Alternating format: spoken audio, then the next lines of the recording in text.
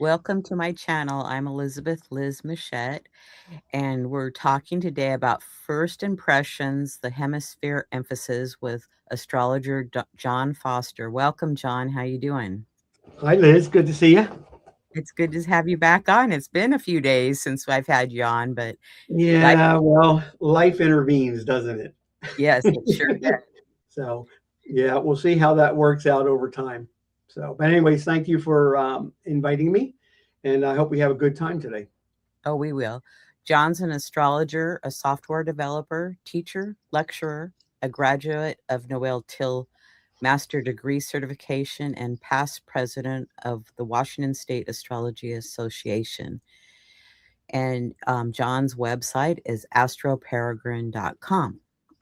I'm an astrologer, author, intuitive, and you can reach me through my website at alightpath.com. So take it away, John. Okay, so a couple little sort of notes. I always advertise myself as a psychodynamic astrologer because psychology doesn't quite get it, sociology doesn't quite get it. It's built around, my perspective is built around the Noel Till astrology system, which was a kind of a pretty wide system that developed based on all of the psychology they understand, the sociology they understand, bringing them together, putting symbols around what the different things of human experience are. And out of that, we developed, or he developed, what was called psychodynamic perspective. So when I say that, everybody must sit there and go shaking their, scratching their head, going, "What the heck does that mean?" So I put a little bit of description here. So, like I said, I have been trained to use a psychodynamically based perspective. So, again, this is the way I view things when I go in and I'm looking at a chart.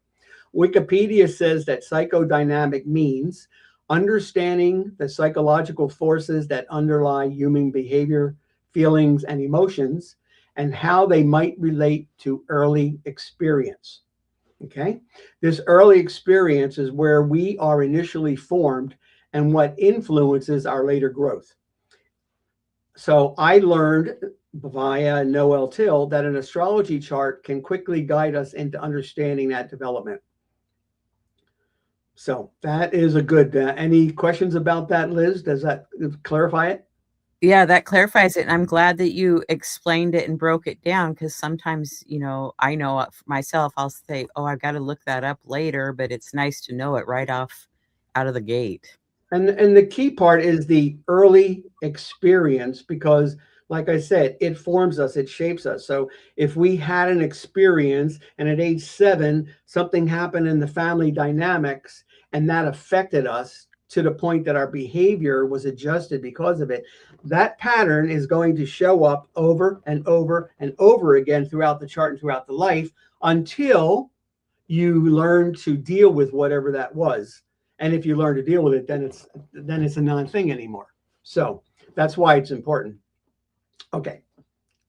So this is a cheat sheet. These are the planets or points. So if you hear me say anything, if I say planets, if I say points, there's other words I probably use that mean the same thing. But in Till astrology that I've learned, we only use the sun and moon. Of course, they're the biggies. Okay. And then we use the behavioral faculty planets of Mercury, Venus, Mars, Jupiter, Saturn, Uranus, Neptune, and Pluto. We use the ascendant and MC because it's very important of how I express myself out to the world. It's very important how the world sees me in terms of my status and what how I want to be seen in terms of a professional image. The node is very important when you're young because that expresses mother influences, in particular maternal influences. And when you get older, it represents how you interact with groups and how you communicate with the outside public. And then the Aries point is the 0 degrees cardinal. So 0 degrees Aries, Cancer, Libra, or Capricorn. And that's an important one because this is, again, it's kind of like a direct public channel right into the public where they when they see you they go, this is what we know you for. Okay, so these are the planets and points that I use. We won't probably use all of them or talk about them all today, but they're here just in case you might be wondering. Thank you. All right. So in the Till astrology, our just like in life, when you meet somebody, you get a first impression. So when you met me, if you met me in my earlier years, you would have noticed somebody who was very gregarious, loud, talked a lot, a bit dramatic, and that would have given you an impression of who I was. Now, that may have been something that was attractive to you, or that may have repulsed you, depending on how you see those kinds of things and whether or not those are issues you're dealing with yourself. Okay. So, first impressions are very, very important. They happen in seconds. I mean, you look at somebody that you see and you instantaneously make up an opinion about it. Now, it doesn't mean your opinion is right or wrong, it just means you make an opinion. And then based on that opinion, you are then going to decide how are you going to interact with this person. So we make that impression through our eyes, through body language, through the voice. We watch and look at the clothes and the mannerisms. We look at and feel how can we be trust can we trust the situation? Is it safe? And we get a sense of what this person's talents might be. And all of these are quick choices that we do every single day. We were somehow evolved into a way where we make these decisions because this is the way that we learned how to protect ourselves. Okay, so we basically take the same idea and we apply it to a chart. So the first area that we apply it to is hemisphere emphasis. Now, there are other parts of the first impression. Okay. For example, when you look at a chart, the first thing that pops out and gets your attention, that's probably important. Once you've trained yourself. Okay. Now, I'm not saying that if you don't know how to read a chart and you look at a chart and all of a sudden you see a squiggle over here and you go, oh, that must be important. Maybe not. Maybe the squiggle is not that important. Okay. Maybe you look at the chart and you see that there's a grand trine in the chart. Well, that tells you something right there instantaneously within 5 seconds. That tells you something. Okay. Um, if you see a T square, or maybe you see a grand cross, or maybe you see that there's no big aspects inside of the chart. Okay. All of these things are different aspects of a first impression. Today, we're going to talk about the hemisphere emphasis. Now, the hemisphere emphasis is a shape or a pattern where all or most of the planets are configured in one half of the chart. If you've ever studied chart patterns, going back to some of the earlier books by Jones and some others, there was about 15 or 20 various patterns that they taught you that they trained you on. And the one that Noel found to be the most reliable consistently was the hemisphere emphasis, which is why I'm presenting it to you today. And by looking at that hemisphere emphasis, you get an instantaneous orientation of how that person interacts with the world or don't interact with the world, as an example, as we're going to see. So sometimes this hemisphere emphasis is a shape and it's like a bowl. Okay. Now, the bowl doesn't necessarily have to be exactly even with the angles. It can be off the angles as well. But nonetheless, the things that I'm going to show you still apply. Sometimes you can even squeeze all of the planets into a 90-degree quadrant, and it's still considered to be a hemisphere emphasis, even though it's not in a bowl. So what the hemisphere emphasis does is it directs an astrologer's mind to anticipate a behavior scenario that was developed during the earliest developmental times. Okay, so this goes back to the psychodynamic approach where you learn about what happened when somebody was young that formed their however they are. Now, in Noel's approach, retrograde planets are counted as though they appear in the opposite hemisphere. Okay, now we're not going to get into it today as to why that is so, but it has to do with where the retrograde planet appears that it wants to resolve itself. And often that's in the opposite house of where you see the retrograde planet. Okay, so the retrograde planet's in the fifth house, then it's going to appear for hemisphere count as being in the 11th house. Okay, next.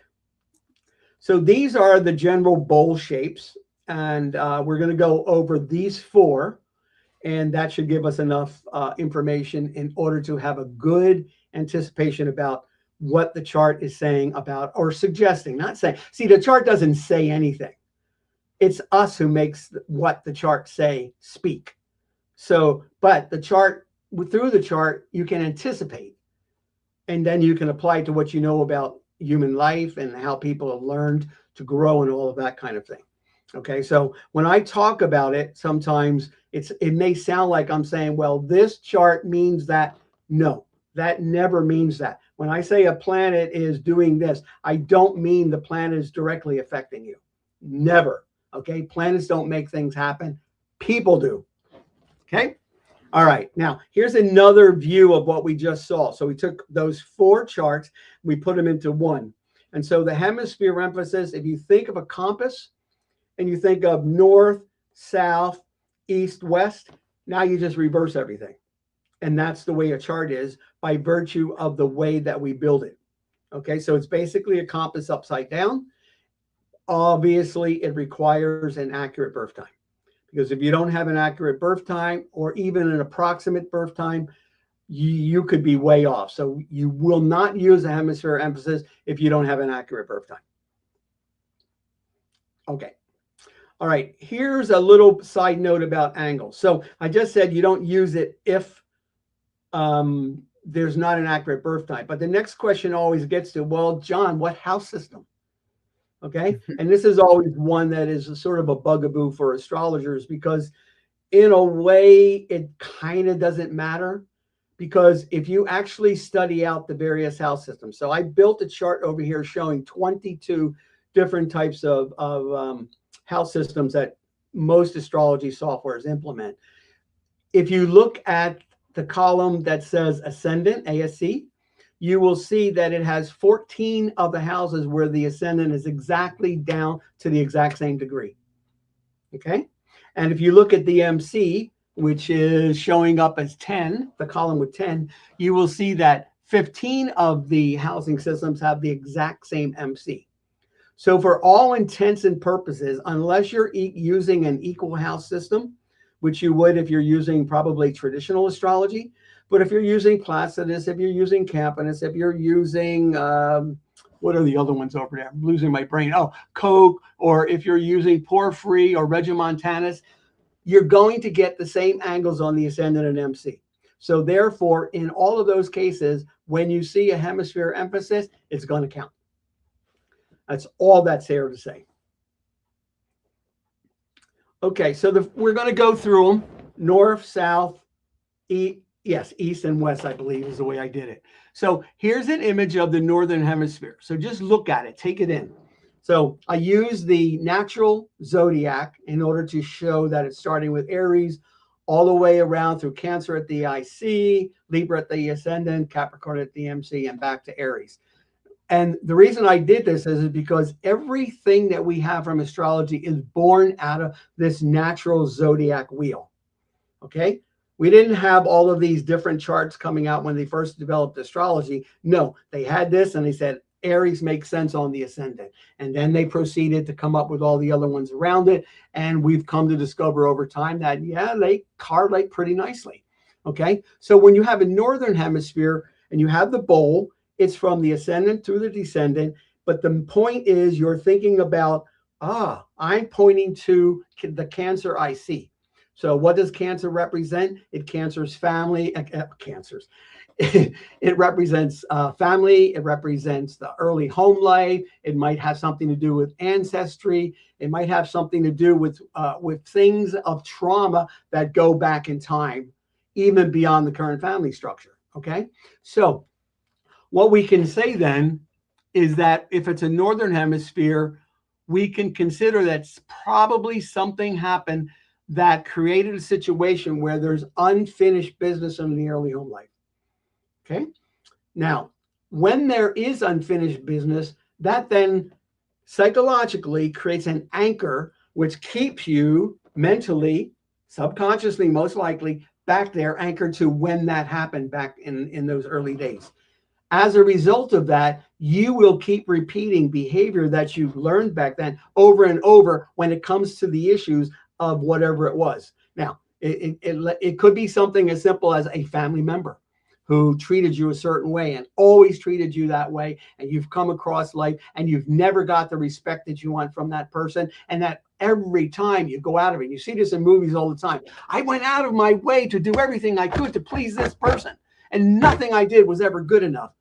Could be that there's a northern hemisphere. Other ways that can happen, but that's an example. Okay, I like to think of it also as it's sort of a subjective part of the chart. I mean, you're going from Aries through Cancer, which are all personal houses, and then you go through Leo, which is more social. So you're starting to outreach into the other person at that point. But for the first four houses where you formed yourself up through Leo, that's all about you and everything that happened to you and what's happening inside of your head. So I like to think of it as what happens between your ears. Okay. And I looked back, I have a chart that has a northern hemisphere emphasis. And I've looked back over my life and realized that my biggest battles were things that I were dealing with, but they always occurred in my ears. They weren't things that happened out there that happened to me. They were things that happened inside of me that I projected out to the world. Okay. But the main thing to think about is it starts with the family, works its way out from there. Okay. Okay, so here's some simple questions you can ask or you can think about when you're looking at a chart that has a northern hemisphere emphasis. If Noel were sitting down with me, I can tell you exactly what he would say. So, what about this unfinished business in the early home life, John? And I would be like, oh, okay. And I would be stunned because how did he know about all those things that happened? And he went into specifics. Okay. But you don't need to go into specifics because you don't know what the specifics were, nor do you care per se. You can let the client tell you what those specifics were. You just need to lead them down using the chart as your guide. Okay. The next question is, if you haven't overcome it, what keeps it going in your life now? Why do you still have this pattern? How has it affected your job development? Why is that? The IC is opposite of the MC. Okay. And there's other angles, there's other relationships, and I'm going to keep it simple today. What can we do about it to put it to rest, to stop the drain off of energy? Because if your subconscious is constantly concerned about this unfinished business, okay, it's spending psychic energy on it. Now, you may not be consciously aware until it erupts and something happens out of nowhere and you're wondering like, what the hell triggered that? Okay, well, that's because it's always there and it's ready to go. Okay. Questions? I think you explained it really well. Thank you. All right. So let's go through I think I have two charts. So here's a chart and take a look at it. And you can see that most of the planets are below the descendant line. Okay. Now, the next thing we need to do is we need to check the planets to see if any of them are retrograde, because if they are retrograde, and in this case, it would be Sun, Moon, Mercury, Venus, Mars, Jupiter, Saturn, Uranus, Neptune, and Pluto. You don't count the node in this, okay? And let's face it, depending on how you do your node, it's always retrograde. It's always going backwards, okay? So in this case, we see that there's no retrograde planets below. So if you look on the side over here, in Astro Peregrine, it automatically calculates this for you. So we see that we have a hemisphere emphasis that is Eastern and Northern. So the Northern is 11 to 2. So we can clearly see by the chart in this case and by the number count that there is a Northern Hemisphere emphasis. Can we not? Absolutely. Okay. Now, later we'll go for Eastern because this person has two emphasis. Okay. Sometimes you only get one, but often you get two of them. And in this case, that Eastern will give us more information that we can add on top of the Northern Hemisphere emphasis. Okay, let's go to the next one. So this is the chart of Matthew Perry. Okay, now we might flip back and forth on this, Liz, Okay. just so I can point out something. No, not yet. Okay. All right, so Matthew Perry, as you know, was an actor in The Friends. He was hugely successful and he became an international celebrity, something he had always longed and hoped for.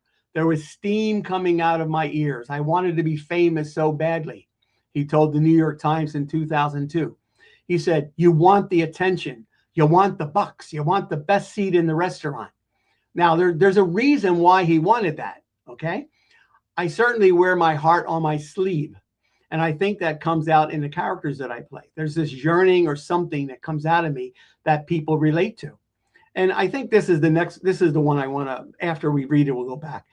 He was dating Julia Roberts, probably at the time one of the most beautiful, considered to be one of the most beautiful and sexy women in the world. He said, I had been constantly certain that she was going to break up with me.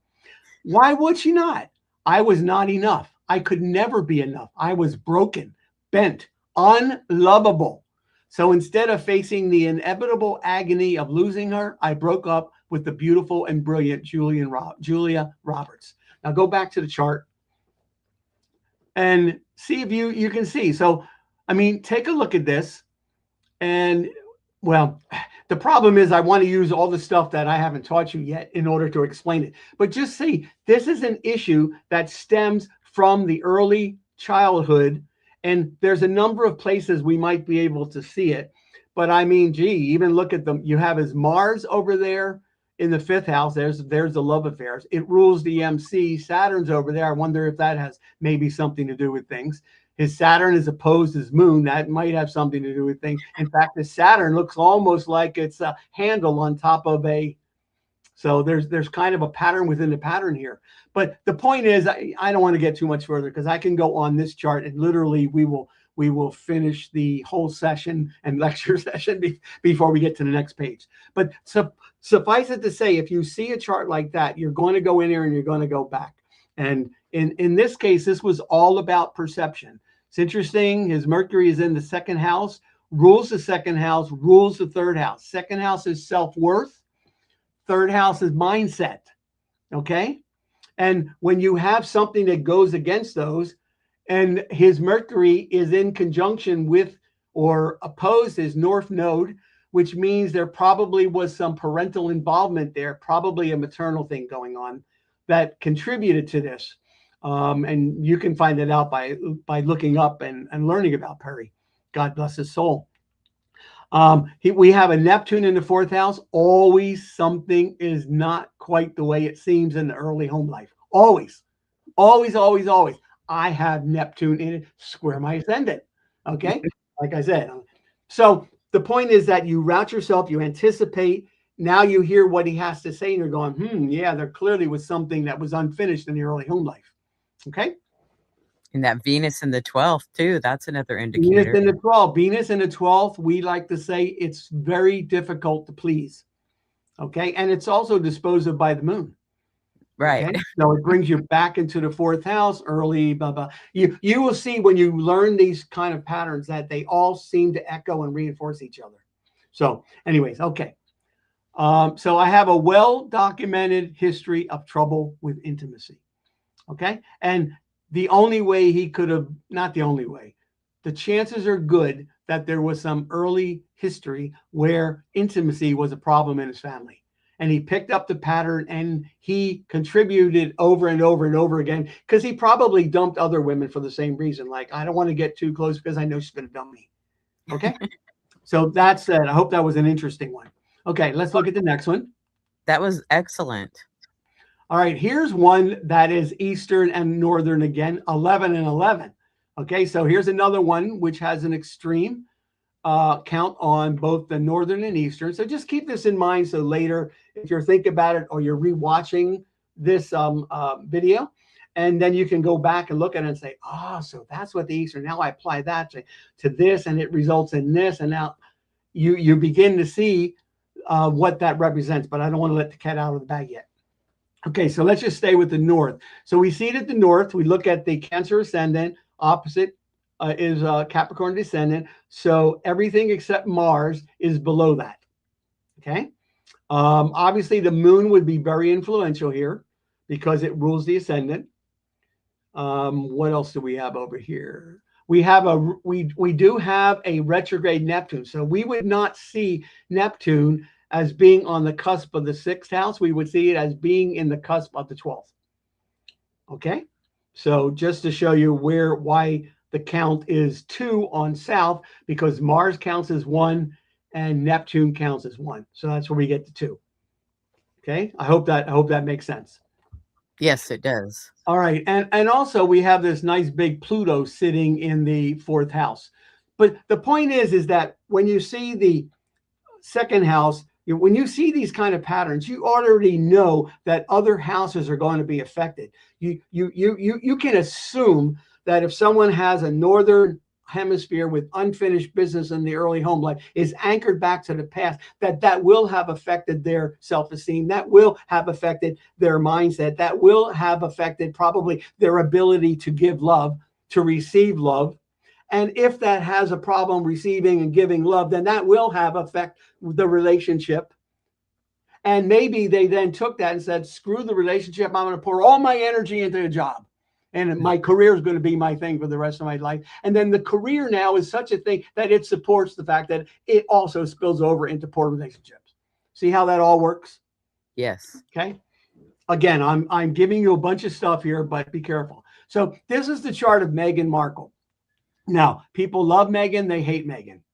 She's another one of those very divisive persons, because when you read her biography and you listen to what her family says, she has a very negative biography about how she perceived things, or sometimes I wonder, honestly, whether she needs to perceive things that way in order to get what she wants to get. But she came from an American hinterland, from an aspirational, peripatetic, and yes, dysfunctional family with whom she shares many traits, even if she sometimes wants to deny them. That comes from somebody from the Markle family who said that. She's of mixed race. Her parents were divorced when she was 2 years old. She says, I remember busying myself and being the president of every club.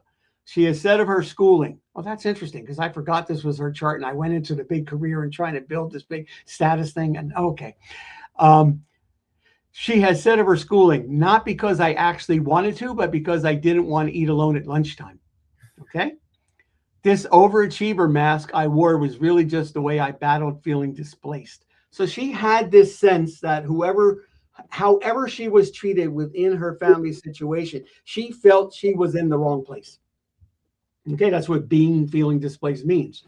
So the image Meghan created for herself was free spirited and earthy, but not entirely consistent of who she really was, according to those who know her.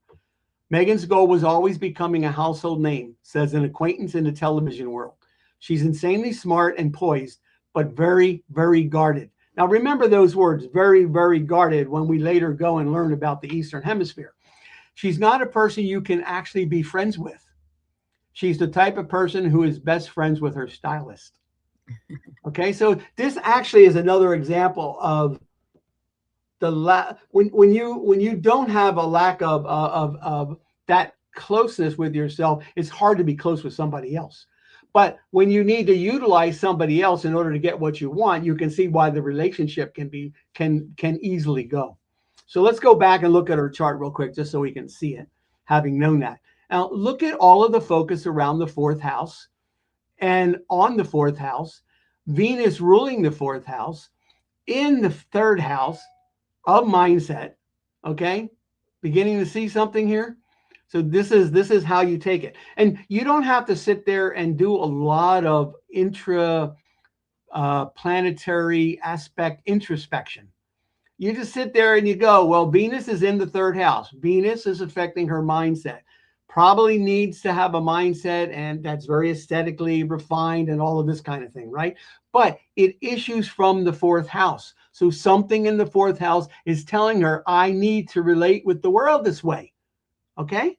But it goes back to what's happening there. The Pluto there means there's something that the person may potentially feel victimized by some form of hurt. Okay? Which is what we've seen. Okay. Again, we could go an hour on each of these charts, but I won't do that. Okay, so can you see the commonality between those two charts and see how they were both Northern Hemisphere? They were both unfinished business. They expressed it in a different way. One had to do with the guy who didn't like himself enough. because of some earlier stuff. And the other had to do really with the same thing, a person who didn't like herself enough. So she had to create an image of herself of who she thinks she wants to be and how she thinks she wants other people to treat her, which, if you've been reading the news lately, it's kind of blowing up on her. It's not working out the way. And maybe she needs at some point to just go back to being the real Megan. Who knows? Okay. Any Exactly. questions about that? No, I think you did a great job explaining all that. So we're going to the southern hemisphere, and I think my chart's southern hemisphere, if I remember correct. So the southern hemisphere is can be tricky. Um, but it's the opposite dynamic. The person who's orientated from a southern hemisphere emphasis is very different, but in a way there's things that are opposite. So for one, if everything below the ascendant descendant line is subjective, then everything and internal, then everything above the ascendant descendant is external and more objective. For example, I'm northern hemisphere, so I have a tendency to see everything through the way that however I think is, and that becomes the way it is. But somebody who on the other side might be able to stand outside themselves and see things from a broader perspective, because if you notice, they are going from the descendant, Libra, and Scorpio, the last two planets of social, and they're going into the the universal, which is all about, okay, the social was about me and you and how we get along. Now it's like, how can I get along with the world? Okay, so there's more of a tendency to think of things in terms of that bigger picture than below. It's that little picture of just the self. Okay, so the orientation, though, is to being swept away, usually by events, usually by things you have no control over. Okay, usually by others. In the beginning, it's family. It's like the father and or mother decide who you're going to be. Maybe they put you into a beauty contest and you have no desire to be in that, and now you're put out there and be doing something that you never wanted to do. You try to make the best of it, of course, and later that you develop certain patterns out of that. Maybe you decided to become a lawyer like your father, and your father decides to bring you into his firm so that eventually you can take over the firm, kind of a thing. Or but often what happens, interestingly enough, is that this overdoting sometimes, and it can be on the either any side of the spectrum. It can be, I'm going to support you until the cows come home, or it can be something that is much more brutal. But let's keep it on a positive note. But even with a good situation where the average person looks at you and going, man, you grew up in a good situation, the person somehow feels victimized. Okay, they feel like they are not in control of what's happening in their life. Okay, um, they feel like their status in the world is not because of who they want to be. Okay, it almost sounds like Megan, but from a different orientation. Okay, because somebody else is pushing the narrative versus down below, you're pushing the narrative yourself. The other thing is, it often can be, whereas the southern hemisphere has an anchor into the past, the southern hemisphere has no anchor. So it's like a ship without any way to control itself, and it's going along anywhere where the water decides to take it. Okay, so whereas if you use the same analogy down below in the northern, it's like a boat with an anchor, and the water's trying to take the boat where it wants to go, and all it's doing is doing this because it's anchored back here to the shore. Okay. That's a good analogy. I like that. Yeah. So this is the mindset you're thinking. So you're looking for ways that the chart may suggest that this person may have potentially been victimized. Okay. Let's go to the next. So here are some simple questions you can ask. So why does there seem to be no anchor here for development? And that's another thing. Sometimes there's no social status development or no career development because the person rebels against somebody trying to force them into a place they don't want to be. So often you see that. What's missing in terms of getting some grounding here? Okay, because again, no anchor, nothing to keep it in one area. Are you in control of your life direction? Okay, or is somebody else? And you'll get a story about that. How has this affected your relationships, from your family to close, intimate relationship you might have with a partner or spouse? Okay, so again, everything I'm showing you here, this hemisphere emphasis winds up spilling over into all the other houses one way or another. You again, you can count on that the chart will show you how that's going to work out. Okay, so let's look at the first chart of a southern. Okay, so here's an example of, in this case, we have a southern hemisphere, which is 11. The count is 11, north is 2. So let's look here. And that's because we only have the moon at the bottom of this chart. Now, in the count that if you had my program, you would see we give the sun and moon the count of 2. We give all the planets the count of 1. And then I like to give the ascendant, the ruler of the ascendant, an extra point, because I think that's important, because it plays a big role in all of what's happening in your life experience. And so the total counts winds up being 13 points. Okay, so in this case, the moon is the only planet below, and it counts for 2 points. Okay, now in this chart, we clearly see that all the planets are above. Can we not? And Yes. we clearly see there's only one planet below. So this planet is actually new. This one is clear. This is a chart which has a bow at the top, and it definitely has a handle at the bottom, because that just jumps out of you, or it should. Okay, that moon means something very important in this chart, and this moon rules the 7th house, so that tells us something else very important in this chart. But we're not going to go there. But notice where the spread is. Okay, so we have Saturn and Pluto and Venus. We have those 2 of the heaviest planets in the 9th house, and Saturn moving very closely to the MC. Say it's within 5 degrees. They often say the rule is if a planet is within 5 degrees of a cusp, you count it in that house. So that means that for all intents and purposes, this Saturn was influenced, because another way to think of it is by solar arc, approximately 1 degree a year. At age 4, this Saturn equals the MC.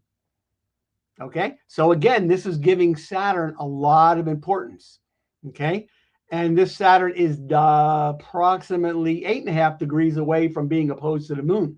So can you see why we say that the psychodynamic, the early experiences and the early growing up and the growing development are important? Because that's when these aspects come to fruition.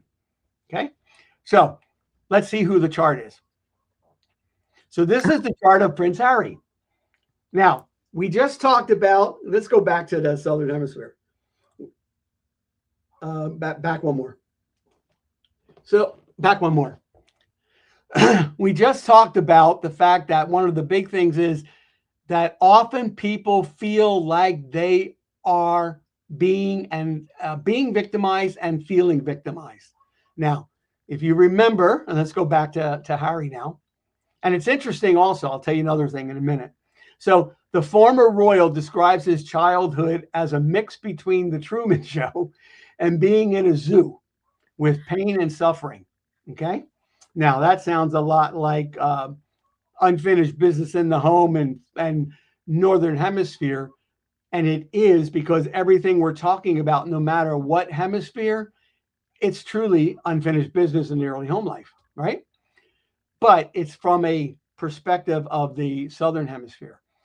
His mother's death, Princess Di, at age 12 to 13, he was unable to successfully mourn and grieve, which added to the trauma. Here's somebody outside of you telling you at this young, tender, very important age, how you need to respond, how you need to posture yourself, how you need to look out there in public, how you need to stay comported and conformed.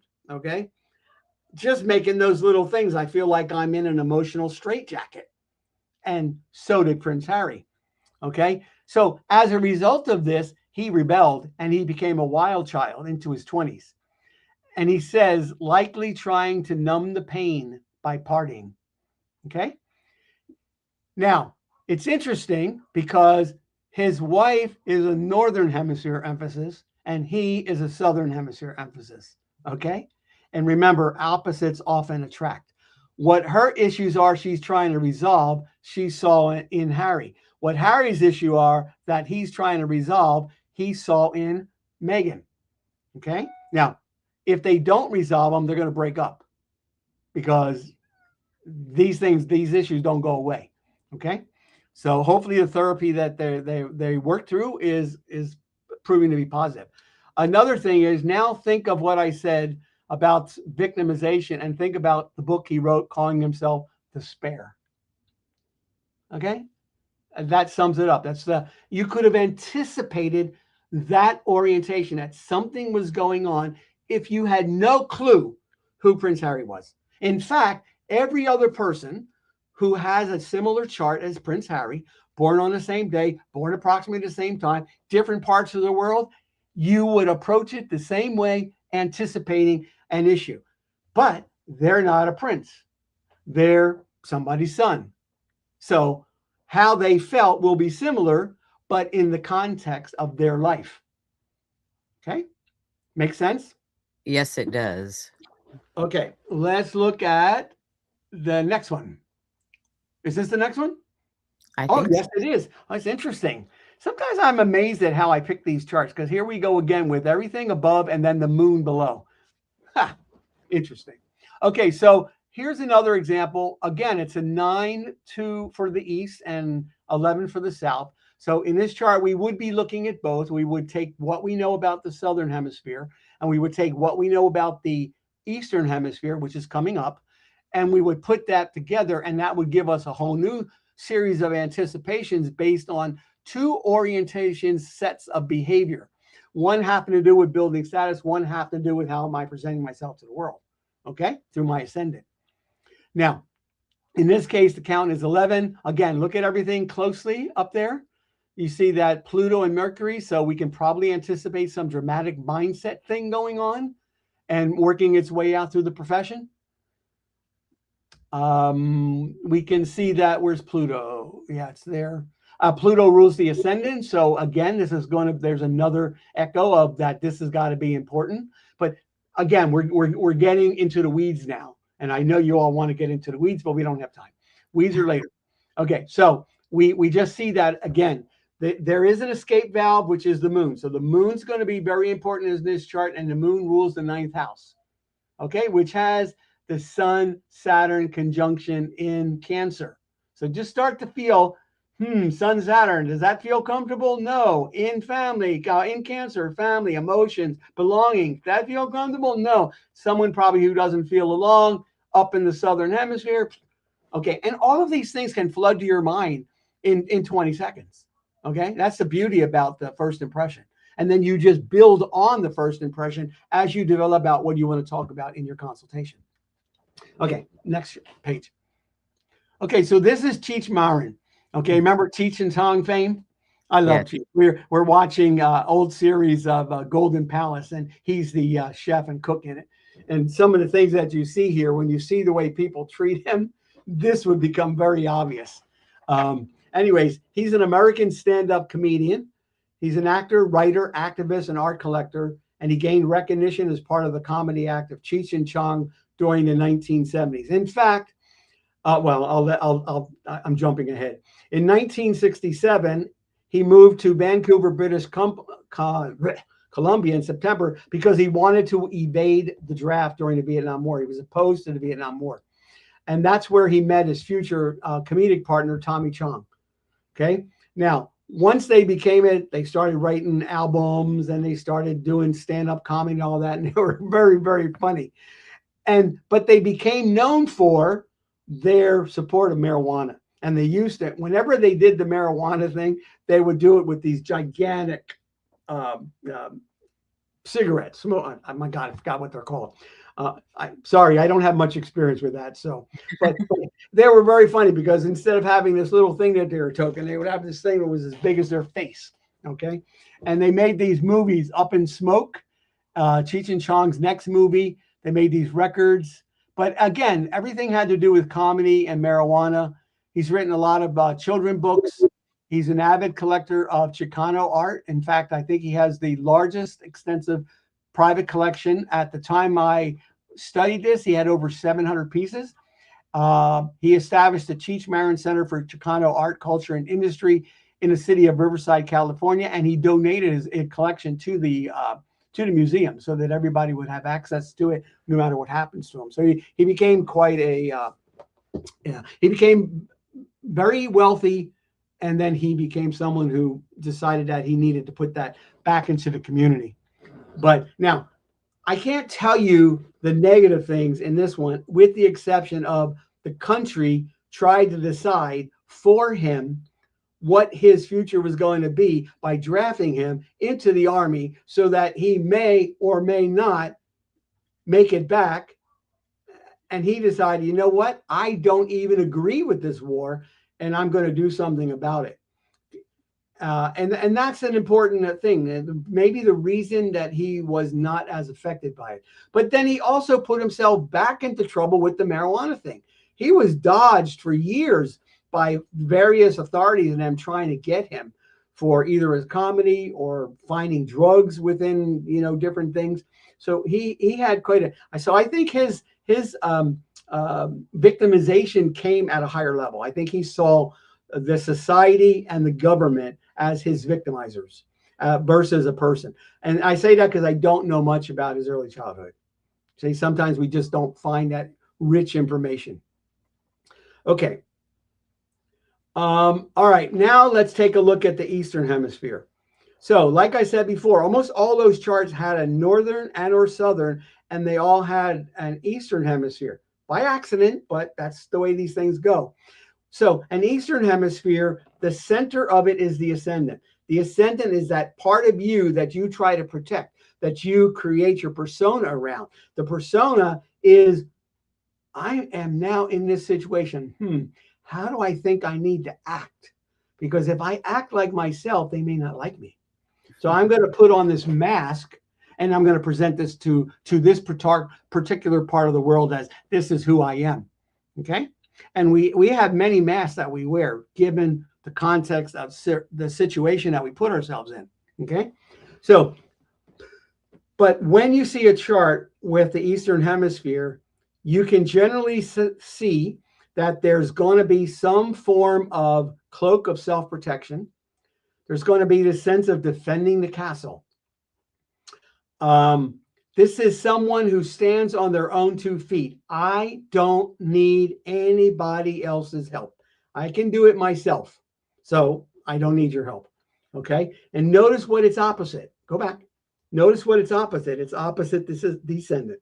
So if it, with the descendant, I am now participating in a relationship with somebody else. It could be a partner in terms of a love relationship. It could be in a business venture that I got in with somebody. Okay.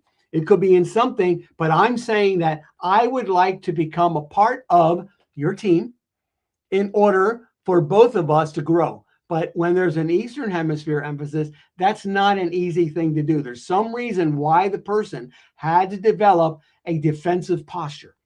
Okay, so that's what you need to think. Eastern Hemisphere, defensive posture. Doesn't mean it won't be successful or anything like that. It just means that there's some dynamics that are going to affect their self-esteem, their mindset, their feeling of lovability, their ability to give love, their ability to have a relationship, their ability to work out the patterns that they learned from their parents in the relationship that they're going into, and how that all affects going and what you do with your life and your career and how that moves forward and how you're seen. Okay? All right. Simple questions to ask. Why is the defensiveness needed? And you have to anticipate that it's going to be there. Okay. So, I mean, if somebody comes in and, you're going to notice it because generally speaking, people that are Eastern Hemisphere, they're usually quite guarded. They might come in with their arms folded over them because, I'm going to protect myself and I'm not going to allow anything in. Okay. Whereas somebody who, well, we'll later learn, if you're not Eastern Hemisphere, you might be like me and I would go, hey, how you doing? Good to meet you. Nice to know you. Oh, tell me a little bit about yourself. Okay, because I have a Western Hemisphere, which we're going to see what that means. Okay, How much energy has been routinized in self protection throughout the development? Now, you will take these phrases and you won't make them sound so academic and clinical. But the idea is to get the idea here. You spend a lot of energy creating behavior around self protection, and you've done it through your entire life process, especially those early years. Are you still spending that much energy to protect yourself today? Okay. So when I say something that sounds like it's heady, just break it apart into the little pieces. What has this done to comfort level when you're within a relationship? Do you feel comfortable within a relationship? And if you don't feel comfortable, how does it work out? Do you stay in a relationship or do you wind up moving on to someone else? So I mean, and especially if somebody comes to you who has an Eastern Hemisphere and they say, I want to find the love of my life. Okay. If they haven't found the love of their life, and let's say they're 63 and they're still looking for the love of their life, you need to explore the patterns that have gotten in the way of why they haven't met the love of their life and what the love of their life even means. Because oftentimes, when we are protecting ourselves, we create idealisms of what the perfect person's going to look like. And then when we go and find the person that we think we can make something with, we then start to compare them against this idealized, impossible image. Okay. All right. And then how long must this posture continue? Because that's what it is. It's a posture. You've decided that when I do this, I'm going to put on this mask and I'm going to act this way. That's what a posture is. Okay. All right. Chart.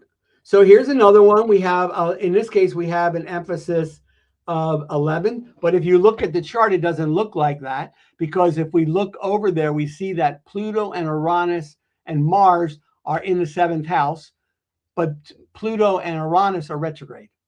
So they will actually appear for the account over in the first house. Okay. So the fact that they're retrograde, that tells us something. That means whenever something's retrograde, just off the top, that means that you're going to take it in and you're going to center it internally before you let it out.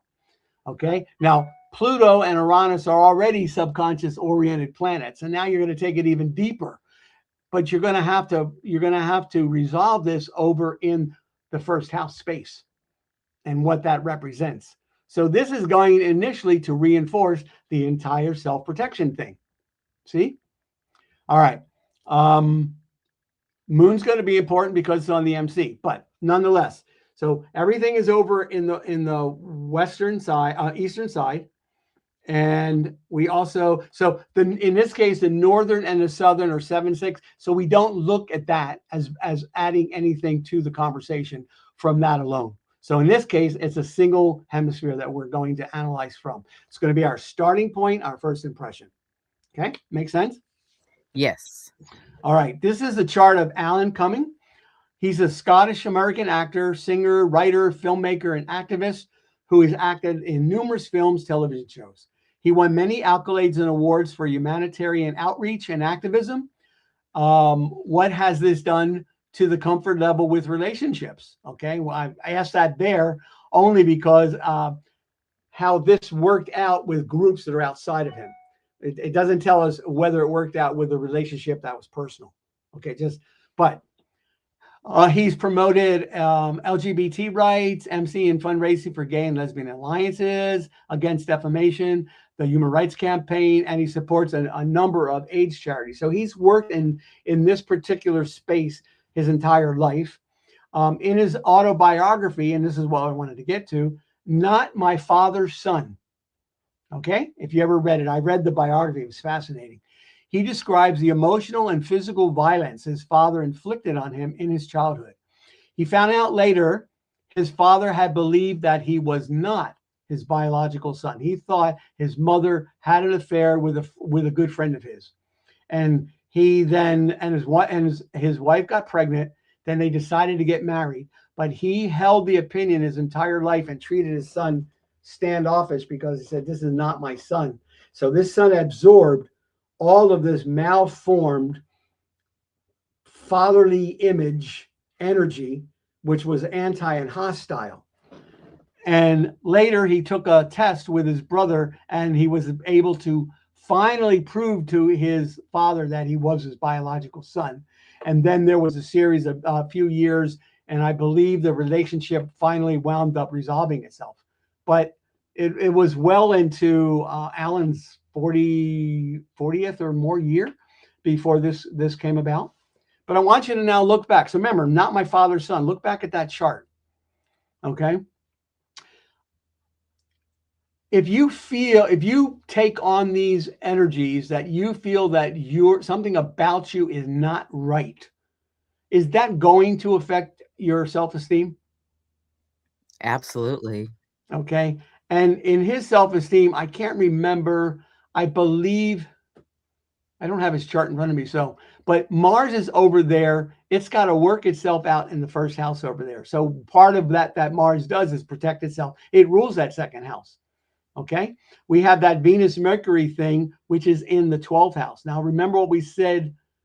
Maybe we didn't say it. Maybe we did say it. You said, yeah, you remind me of. Here we have Venus, which is hard in Capricorn. What that means is whenever you see Venus in Capricorn, it often indicates or suggests that there's delayed emotional understanding. Okay. So whereas one person might do it by, their young years, another one takes getting into their teens or later in order to start to mature this way. When you see Venus and Mercury closely tied together, you instantly think about, oh Lord, it's in the 12th house, and there's some sort of idealism that this person has. In his case, most likely, and Venus rules what? It rules the third house. Mercury rules the fourth house. So he's developed out some idealism about what this all meant for him, and he probably had this an escape valve that he went to. It was a horrific life that he lived. I mean, I felt bad many times reading his story. Okay, but the point is, it's all there. The Eastern Hemisphere are protected. His life experience suggests it. And if you had said to him, what's all this defensiveness about? You'd have got that entire story that I just mentioned over there, just by asking that one question. Okay. And then again, being able to assume that it was going to flow into all those other houses. And then if you know that the self-esteem is affected, then you know you're going to start thinking about things differently. And if you know you're going to think about things differently, then you know that when it comes to love, you may or may not feel very lovable. And if you don't feel lovable, how the hell can you give somebody else love? Okay. So then you do things that are lovable, but in a intrapersonal or extra personal way. Okay. And you build your life around that until you get to the point where you have dealt with that issue, and then you start to be able to heal the problem. Okay. All right. Why did I leave Anthony Hopkins? I thought I took that off the chart. Okay. Well, this is the chart of Anthony Hopkins. Okay. So again, take a look at it. We have an Eastern 11, Western 2. And in this case, why do we have 2 in the West? Is this the right chart? Can you go to the next slide? Sure. I want to make sure we have the same. Oh, we only had one slide. Okay. I think I took it off of one and added it. Never mind. Go back. Okay. Anyways, the point about this is this count is wrong. I think I inadvertently put the same hemisphere count as was on the previous chart on here. Because Uranus would switch over, and so would So we have actually 13 points in the Northern Hemisphere emphasis. Now, you know this is Anthony Hopkins already. So I want you to think about the roles he's played in his acting career. Now, would you say he was a Eastern Hemisphere emphasis from the roles that he's played? I'm Can not you sure. think about him? Okay, let's go and look at the notes about him. So we know this is Eastern. So no, there's something that's wrong about this. Oh no, this is correct. This one looks so similar to the other one. Okay, but he's different. Okay, so he also is a Scottish American actor, singer, writer, filmmaker, and activist. As you know, he's still operating in films. He stated his father's working class values have always underscored his life, so that helped give him some grounding. So we don't see a count. Maybe that count. Yeah, I'm not sure why that count is wrong now. But whenever he gets the feeling that I may be special or different, I think of my father and I remember his hands, his hardened, broken hands. Okay, imagine this image that he's bringing into himself. It's good because it keeps him down to earth and he's not going to become an arrogant snob. Okay, his school days were unproductive. This is fascinating for this guy. His school days were unproductive. He would rather immerse himself in art, such as painting and drawing or playing the piano, than attend to his studies. In 1949, to instill discipline, his parents insisted he attend Jones West Monmouth Boys School in Pontypool. In an interview in 2002, he stated, "I was a poor learner, which left me open to ridicule and gave me an inferiority complex. I grew up absolutely convinced I was stupid."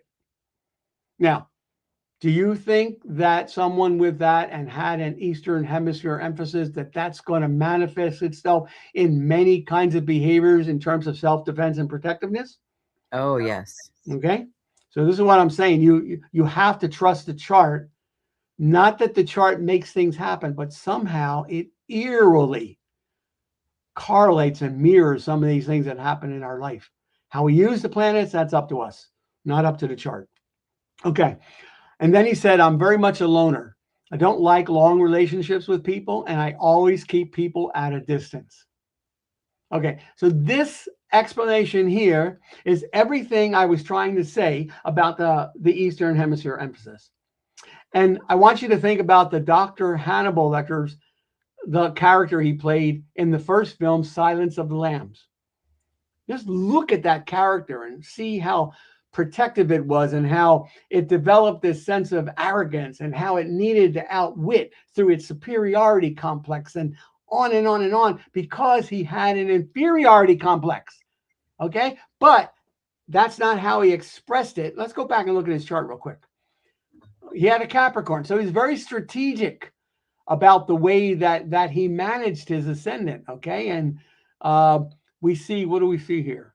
Okay. So we have Neptune, which is ruling, it's retrograde and it's ruling the second house. And we have Saturn there, which is ruling the ascendant. So we can see already that the Saturn's in Pisces. In Pisces, often Saturn, especially if it doesn't really like water signs particularly well.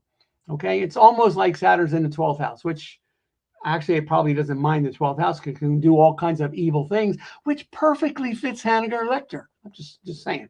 But we can see some of the challenging energies that we see. Neptune is retrograde, so we know already there's probably a hit to the self-esteem. We see his Mars is in Pisces. This is another one. Mars doesn't like water signs, even though they claim that Mars is the ruler of Scorpio traditionally. But if it is, it's the ruler of it in traditionally where it causes all kinds of havoc. You view that as a positive expression of Mars, then yes, okay, then traditionally I would agree with you. Otherwise, I think Mars in Aries is the perfect expression of it. But anyway, so here it is. It's also co-ruler of what? Of the second house because Aries is intercepted in.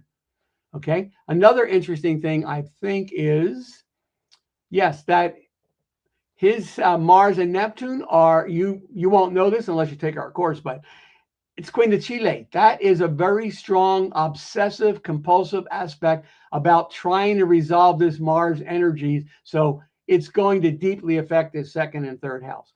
I think he tried to be humble, tried to be like his father, but then all the things that were done to him made him appear other way. Anyways, there's a whole bunch of stuff here, and not to mention that Pluto is opposite that ascendant as well. So that's going to add a nice, powerful psychological. And think again, the psychological drama of all the damn roles that he played. And I'm only saying this because often if you find an actor and you can get a good chart, you will see that the roles that they become known for are patterns in the chart, often dominant patterns.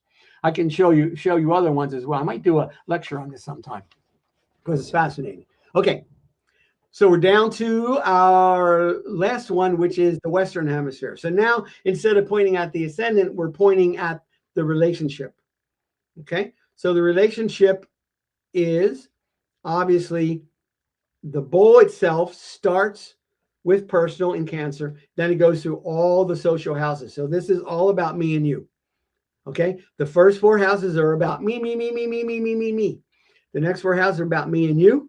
And the four houses after that are about it's me and us. Okay. It's multitudes. It's the old poem about I am multitudes. Okay, even though that was in Gemini, but it was expressed through transpersonal. Okay, so now the focus is on the descendant. Okay, so it's all about the kind of relationships that we build. So it's about relationship with others. Okay, it's about the connections that we make between other people. It's the house that says, if I'm going to accomplish what I want in my life, I'm going to need your help. Whereas the ascendant, when it's that marred as we saw, it comes up and says, I don't need any of your help. Anyways, you're just going to call me stupid. Okay. That's that how that manifested with the last chart. And if I need your help, then my question next becomes, how can I help you to get it? Okay. Now, let's look at the questions that we might ask. So, what has happened to your own self interest with so much caring for others? Okay. What self worth concerns are involved? Because the self worth concerns are going to work their way out through the relationship you have with other people. Always. Okay. Unless you're, I don't know, you hide yourself away and you never come out. Maybe you go and live in a cave for 28 years. And the only person you have to talk to is yourself. So it has happened. Um, when do you think a balance can be reached, and what will it take for that to happen? Okay, because there needs to be an exchange in this particular pattern between you and others. If there is no exchange, that first question, what has happened to your own interest with so much caring for others, becomes at the far most side. Have you given yourself away totally, so that only the only thing that you wind up doing is caring about what happens for everybody else? Again, this is another pattern that you see in a lot of movies. You see this pattern where someone's either extremely protective or they do everything they can to try to get what it is that they want. But it's not housed in, I'm trying to do this to get what I want. It's housed in, what can I do for you now? How do I do this for you? How can I do this? Can I do, and you take no time for yourself. Okay. So I have a Western Hemisphere. I have been in business my entire life. My entire life has been about creating and offering products that I believe will help somebody else's life. Okay. Now, because of my very strong Capricorn moon in the sixth, and because of my Uranus on my ascendant, I could not give myself up if I wanted to. Okay. So I was lucky that way. But if I had not had those protective patterns, given that I also have a very extremely sad situation from growing up with a northern hemisphere emphasis, I may entirely have given myself up, okay, to others without no concern for whether I got something out of it or not. And we do see this. We meet people like that, and you're going like, but don't you think you should get, don't you care about yourself? What about your needs? I mean, we say this to people when they come and tell us about a problem, and then we try to give them some balance on it, and then they go right back into doing the very thing that will make sure that their needs are not resolved. Okay, so this is the opposite side, and thus the Western Hemisphere emphasis. Okay, all right. Here's a chart where the Western Hemisphere is 12 and the South is 9. So this is slightly elevated in the South part. The interesting side on this is you would probably give more emphasis from the eighth and ninth part of what they represent when you're trying to figure out how that might affect it. But nonetheless, you see that there is a Western Hemisphere emphasis. All the planets in the Eastern are retrograde, including the node, but the node doesn't count. And we also see that Neptune, which it will be right on the MC, is now going to be in the opposite hemisphere as well. So that gives us our count up there. So that Neptune is going to be very extremely important in this chart, is what I'm trying to say. And that Neptune is, oh yeah, square to Venus Mars, which is right there at that point. Okay, so let's look at some notes. So this is the chart of Anthony Robbins. He was the and most of you know him. He is probably known for the seminars that he always gives on, where he tries to teach people how to empower themselves. His first book was called, I think, Personal Power. Okay, and there's a reason why he went that way, and it reveals itself in here. He was the eldest of three children, and his parents divorced when he was 7. Click. Okay, that has a big impact. He is of Croatian heritage from both sides of his family. Not sure if that matters, but it might. His mother then remarried several times, including a marriage with Jim Robbins, who was a former semi professional baseball player who helped resolve the issue because he legally adopted Anthony when he was 12. So that apparently wound up being a good thing. But he said his home life was chaotic and abusive. When he was 17 years old, he left home and he never returned. During high school, he grew 10 inches in a year, which they later attributed to a pituitary tumor. And then he's got a kind of a weird look about him. He looks like this kind of a caricature of a giant, okay, even to this day. Years later, he worked as a janitor and he did not attend college. But one day he asked the landlord on site, who was a family friend, "How did you become so successful?" And the landlord told him, "Oh, you need to go to a Jim Rohn seminar," who was another famous self-help speaker. And lots of people attribute their success to what they learned from Jim Rohn. And so he took their seminars. Now, let's kind of go back and look at his chart a bit and see some of this. So again, where's Mercury? Okay, so Mercury's up there in Pisces. Okay, so we have his moon. We have this sun in Pisces. We've got this really soft energy coming through. Soft energy, easy to hurt. Okay, Pisces energy is easy to hurt. I have a granddaughter who has a Pisces sun. Oh my God, if we don't give her always positive stuff, she's only 6. If we don't give her positive stuff, she takes the slightest thing and feels it deeply, like she got really hurt. Okay, so I'm beginning to understand the Piscean energy a little bit. Okay, it's got this Aries ascendant. The moon. Moon and Aries need to be number 1. Okay, so that's going to drive this behavior.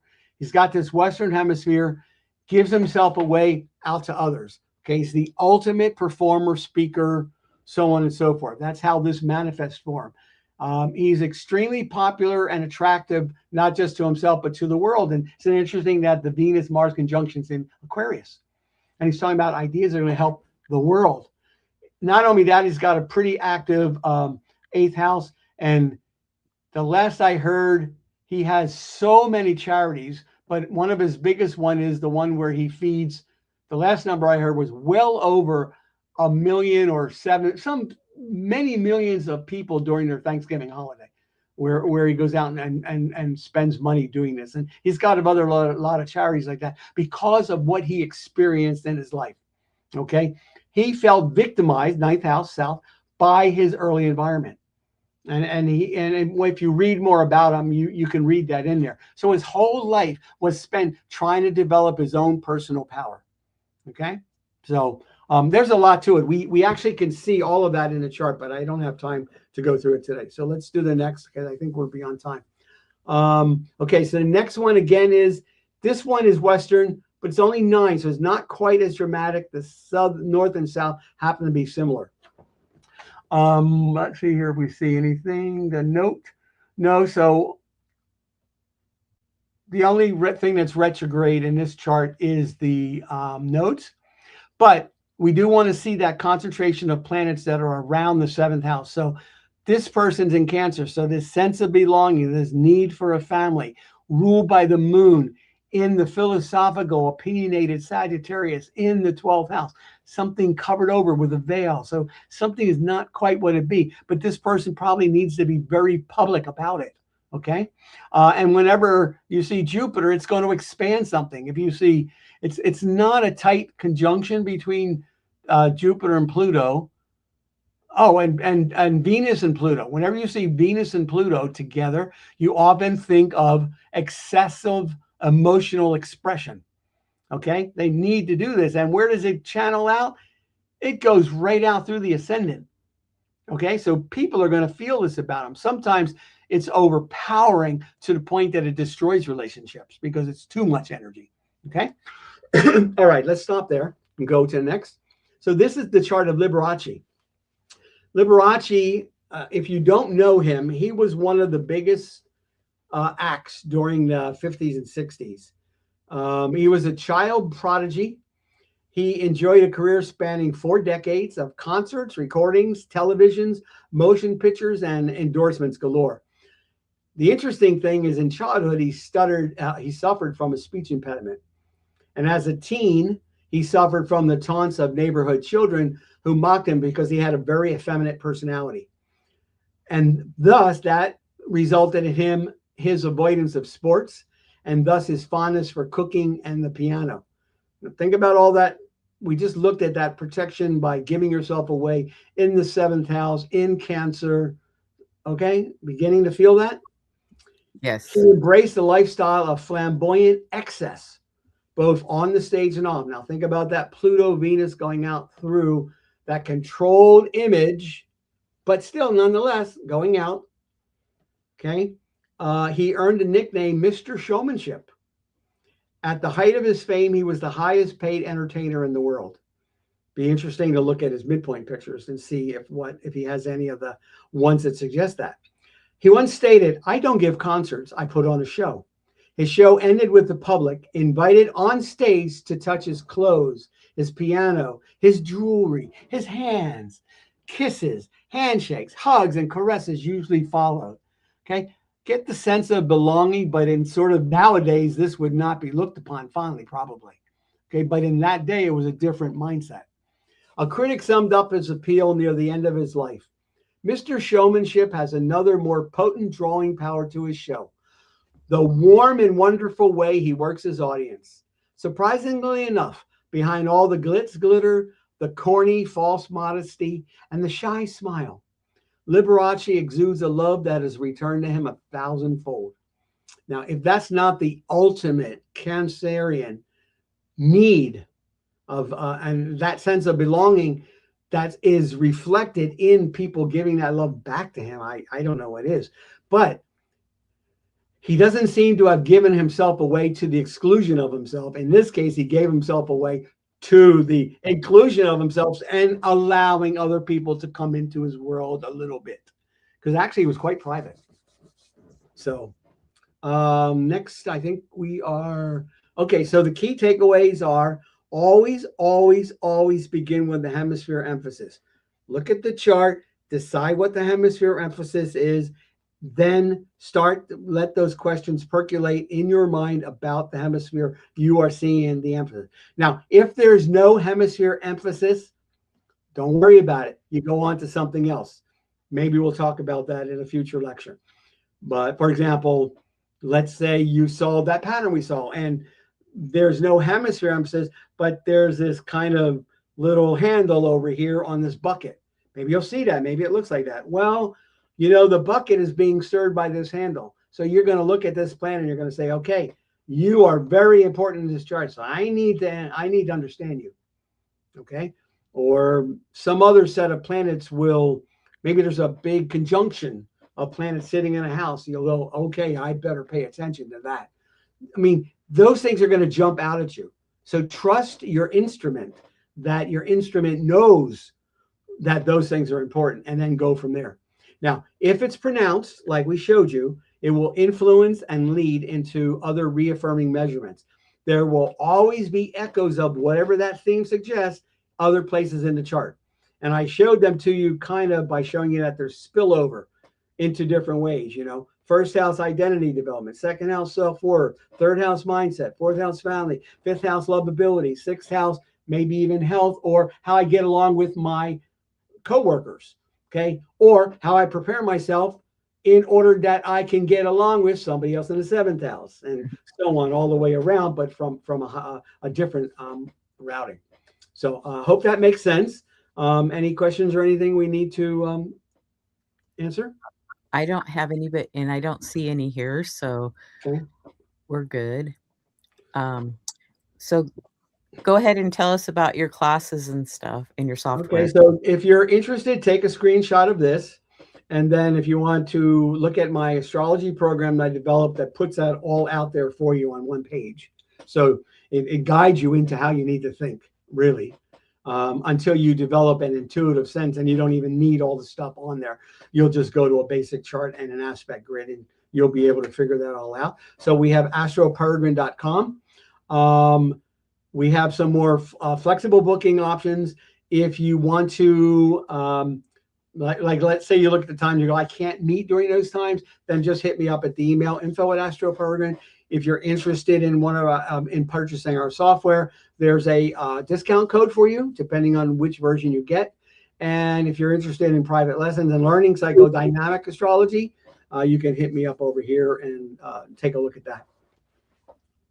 Thank you, John. It's been a pleasure having you back on, and we'll have you back on in the future again. It might be a few months, but that's okay. I want to thank our audience for joining us live today and watching, and those that come back and watch at a later date. There's plenty of shows in the archives, so there's plenty to check out and come back again. There's 1 to 2 shows a week. And thanks, John. I look forward to having you on again, and we're going to say goodbye for now. See you next time.